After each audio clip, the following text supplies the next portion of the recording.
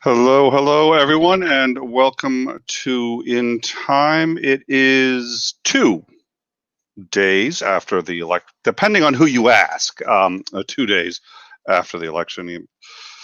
Yeah, we won't get into that. And we still don't have an answer. Biden is holding at 264.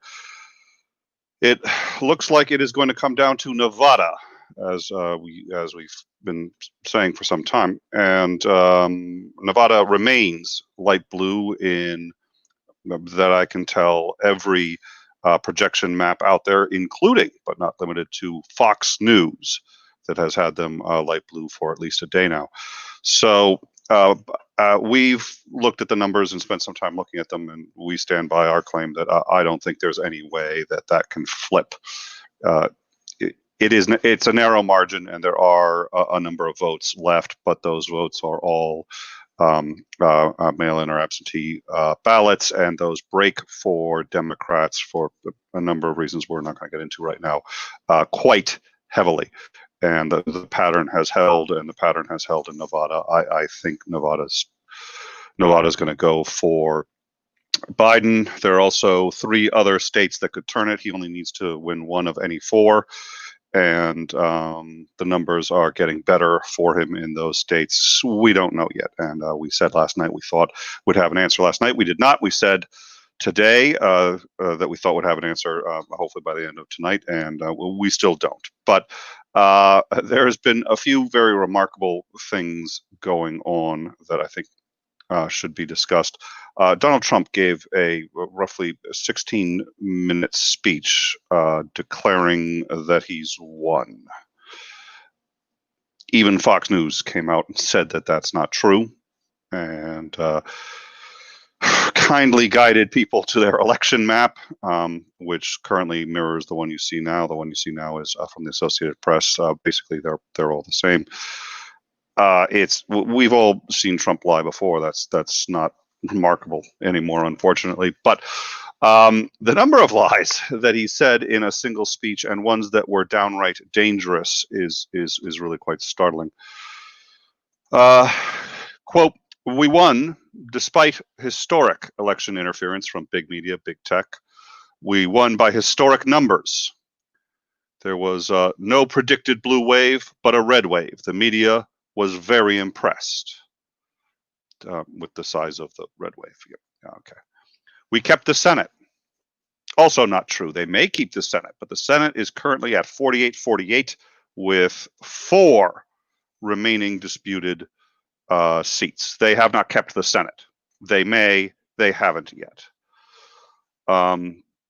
There's been a tremendous amount of litigation, even beyond our litigation, because of a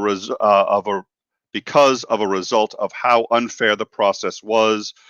And I've been talking about that for a long time. I predicted that mail-in ballots are corrupt. It makes people corrupt. Even if they aren't corrupt by nature, they become corrupt. It's too easy. They find out how many votes they need, and then they seem to be able to find them. We see that on election night. We were ahead in North Carolina by a lot.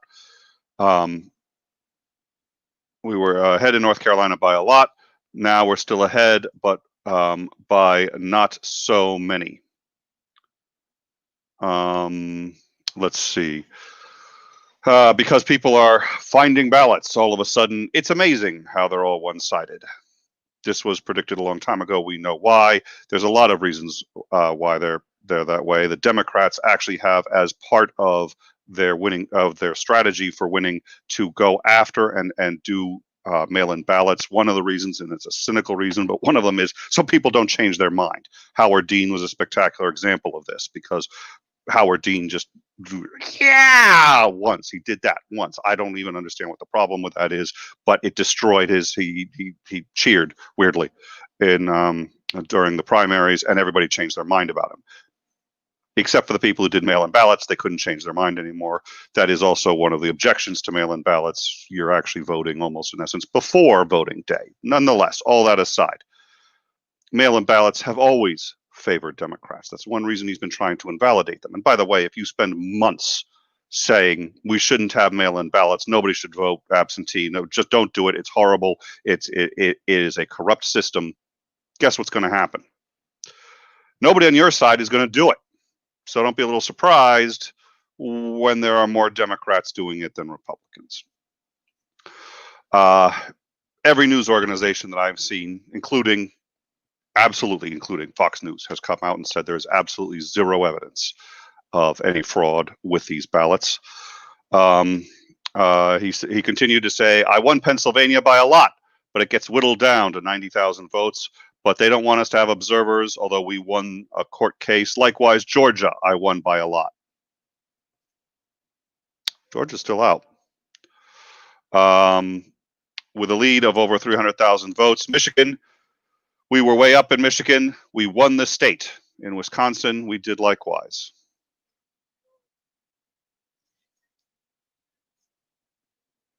I recommend going to the Fox News website. That's not what they say. We will not allow corruption to steal such an important election. Cannot allow silence from the president, who has tried to stop the vote counts in multiple states to date, and is currently still trying to stop the mail-in ballots. I've been doing a lot of public things for a long time. Public things, that could mean moving on. I've done a lot of public things for a long time. I've never had anything be as inspirational as this, having all the talking, all the sending us things too. They're trying to steal the election. They're trying to rig an election, and we're not going to let that happen. Detroit and Philadelphia, known as two of the most corrupt political places anywhere in our country, easily cannot be responsible for engineering the outcome of a presidential race. Again, all of this is completely unsubstantiated. The governors of Pennsylvania and Michigan have already denounced what he said and said that they take this very seriously. And if there is any evidence of fraud, that it be brought to them immediately. Nobody from the Trump campaign has done so. Nobody from the Trump campaign or the Republican Party has produced any evidence of fraud in any case thus far that I'm aware of. The Republican Party is distancing themselves from Trump. Eric Trump tweeted, where is the Republican Party? They're nowhere to be seen. History will remember them. Sorry, that's actually, I shouldn't say that's a correct, it's a direct quote. I don't think that's a direct, something to that effect.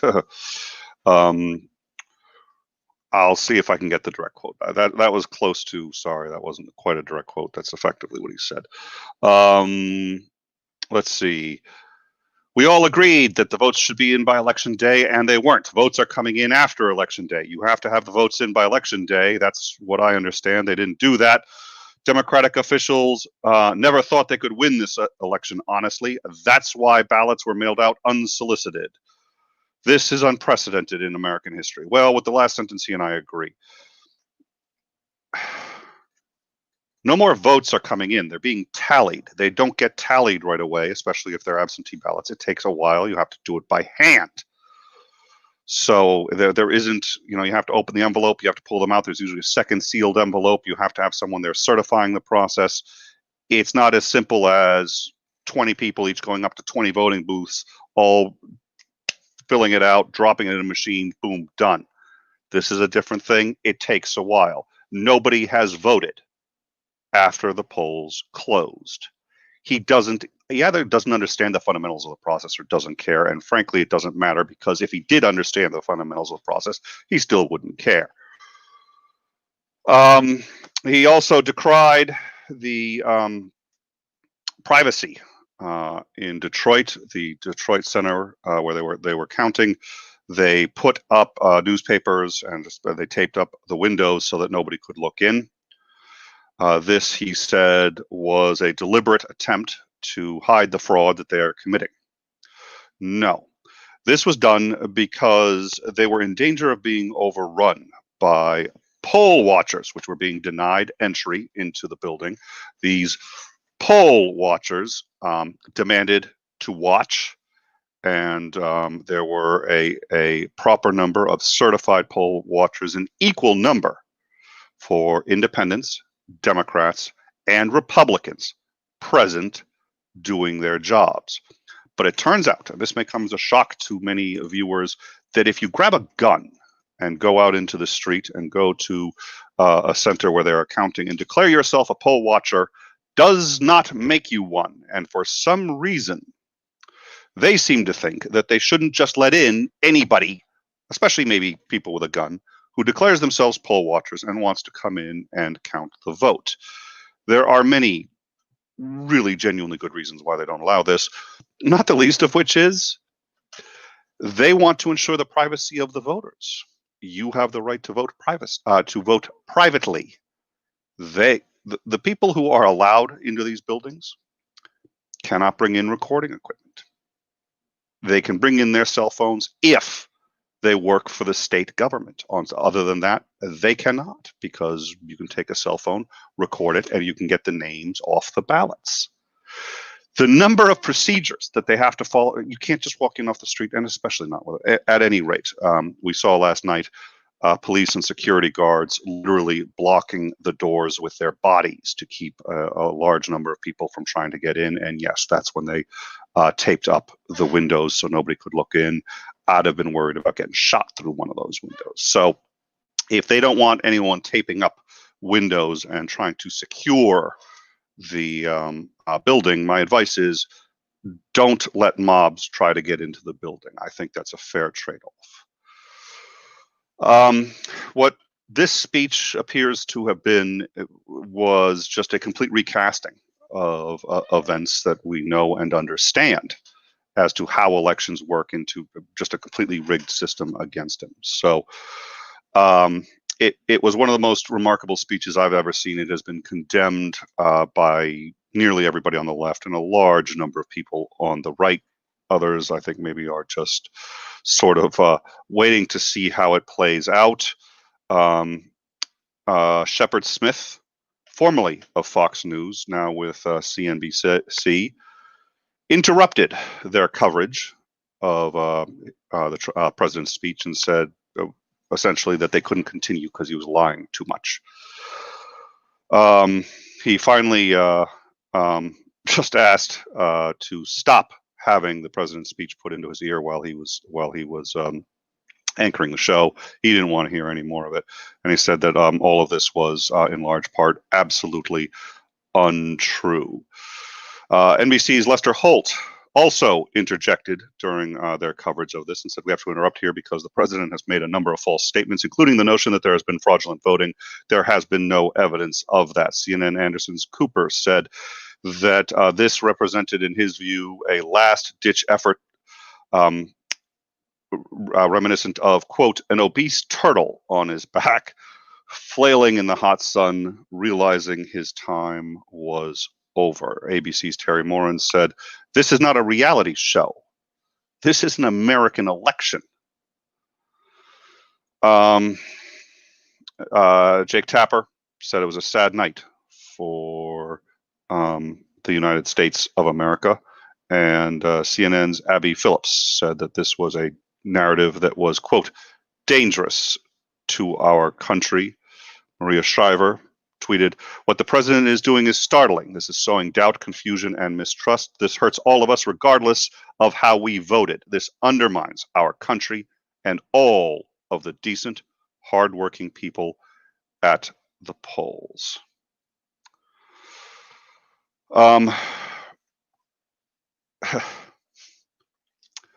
If there's fraud, all of us want it stopped. All of us want it stopped, regardless of party. We all want it stopped.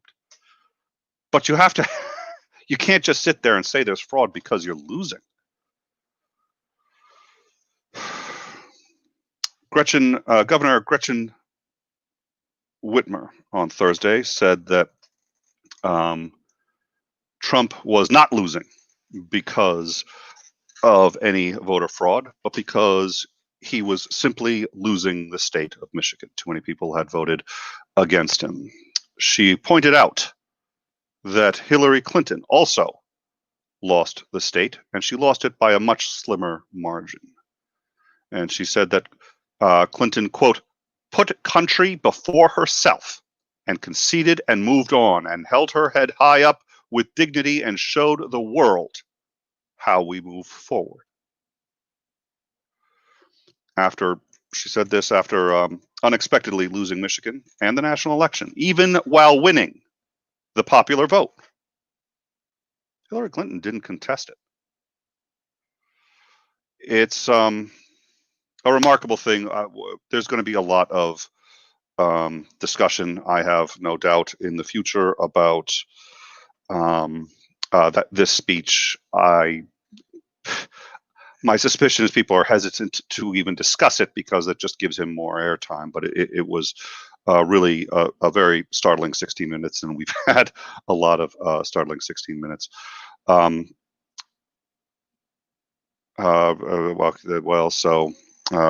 Representative Adam Kisner he's a GOP representative of Illinois, said we want every vote counted, and yes, every legal vote. Trump also said that there was a large number of illegal votes. Again, there is no evidence for that. There hasn't been any claim of that I'm aware of outside of the president himself.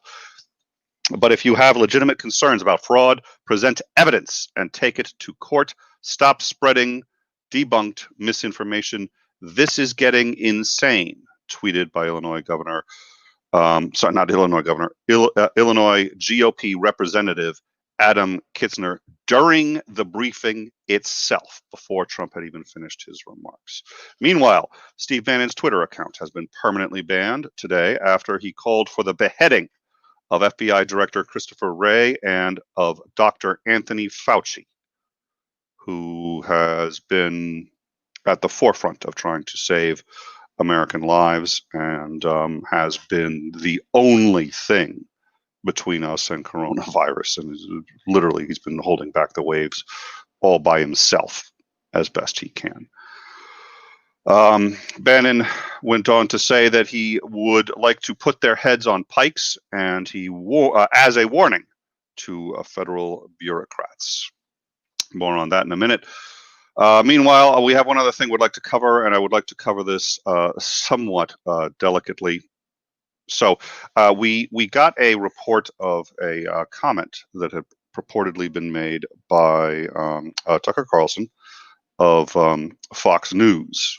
And the comment was extraordinarily inflammatory. So inflammatory that we actually decided to wait, because it was one of those that you really almost seems engineered to cause a problem. And as much as I am not a fan of Tucker Carlson, he's not stupid, and he says inflammatory things, but he has limits. So as of this moment, we have been unable to find a single confirmation that he made these claims. The claims was something to the effect of Republicans have more guns than Democrats, and they're willing to go to the streets to defend their rights. Now, that I can tell, I'm at this point reasonably confident that Tucker Carlson did not say that. Again, I'm really reasonably confident he didn't say that. I can't really prove a negative in this case, but I have scoured every news source I can find. I do know that Carlson said during shortly after Trump's speech, the only thing I'm aware of that Tucker Carlson said was that his program was going to do their absolute dead level best because we care about this country, not to incite paranoia or fear. He did, however, seem to shortly thereafter suggest that he believed that there was fraud. Nonetheless, the reason I'm bringing this up, because it sounds like this should be a non-issue, this does appear to have gone viral. And there are a lot of people saying that Tucker Carlson said this. So the two things we here at In Time would like to make crystal clear is, at present, we find no evidence that he said this, and I personally do not believe that he said that. So we would like to try to stop that misinformation. The other concerning thing, however, is the number of Republicans who appear to have now heard this and have echoed the sentiment. One tweet here at Tucker Carlson: "Thank you for tonight's segment. As an American segment, I will fully take to the streets to protect my president. I will fight whomever comes for my president, leftist or our military. blood will be shredded.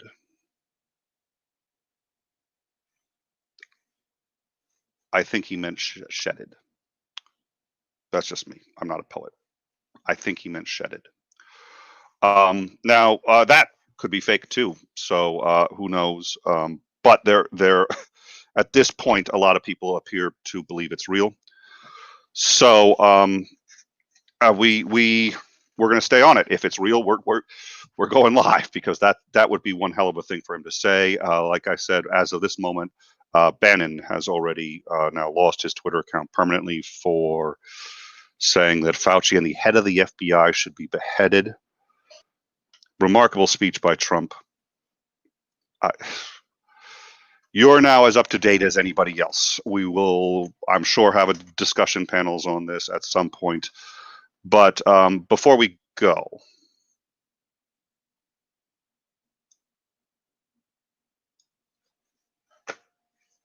there is one other piece of news that on any other day would be at the top of the headlines. On October 22nd, exactly 2 weeks ago, the United States hit a record high of 75,000 COVID infections in a single day. We were warned on that day by Fauci that without immediate and drastic action, and in fact, it was probably already too late, but without immediate and drastic action, we would see within the coming weeks over 100,000 new infections a day. Today, the United States hit a record high of 108,000 new COVID infections. Thank you all, and have a good evening.